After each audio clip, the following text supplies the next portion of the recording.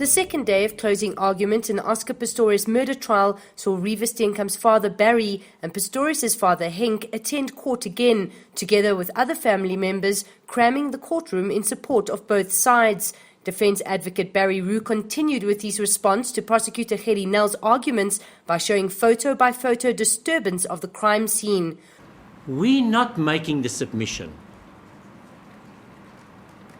that the accused did not arm himself. He armed himself. He went to the toilet. He foresaw that it might be necessary to fire a shot. Roux pushed the argument that Pistorius' anxiety played a role in the shooting. He described a slow burn effect, explaining that the anxiety did not manifest at all times, but after a life of struggle and increasing anxiety, a moment of fear could be the last straw and push someone to fire a gun. Roux also said that the state had left out significant details of evidence.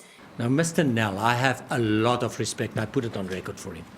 And his experience. Can I read you what he's doing? And I say he's doing this because he's desperate. I've already said he just ignores the first shots. He ignores the cricket bat. He ignores the neighbors. He ignores Mrs. Van der Merwe saying, I heard the screaming. I thought it was a woman. My husband said, no. And that's the accused. You won't find it in his head. Let's ignore it. He touched on the incident in Tashes, saying Pistorius took responsibility for the shot. He should never have handled that firearm. C is in fact better, but it also fits into sub B. He should never have handled it, or he should never have asked for it. Never have asked for it, yes. Never have used it in the sense that he made it safe. He should not have done it. And he says that, my lady. So what is the finding that this court should make? He's guilty, my lady. He's guilty on the first alternative. That he negligently used that firearm and causing the discharge. He then moved on to evidence from neighbors called by the state that they were screaming after the shots. He argued that it must have been Pistorius, as Steenkamp couldn't scream after the headshot, helping his argument that Pistorius may have sounded like a woman when screaming.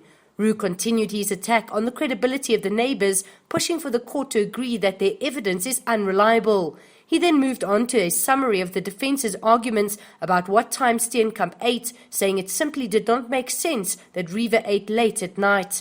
Roux listed various points from psychiatric-related tests on Pistorius which showed that he's not especially aggressive or manipulative, also arguing that the athlete had a strong relationship with Steenkamp. He then dealt with a proverbial baker's dozen, what the state identified as 13 incongruencies in Pistorius' version of events. My lady, if that's a baker's dozen, I don't want to eat those cookies because it's not a good one. It's really not a good one. Roux ended by suggesting Judge Thokozile Masipa should rule that Pistorius acted reasonably due to his circumstances. If she finds he didn't act reasonably, then she should still consider his situation when she sentences him. The judge now has more than 4,000 pages of evidence to review. Judgment will be delivered on the 11th of September. Gia Nicolaides, Eyewitness News, Oscar Pistorius trial.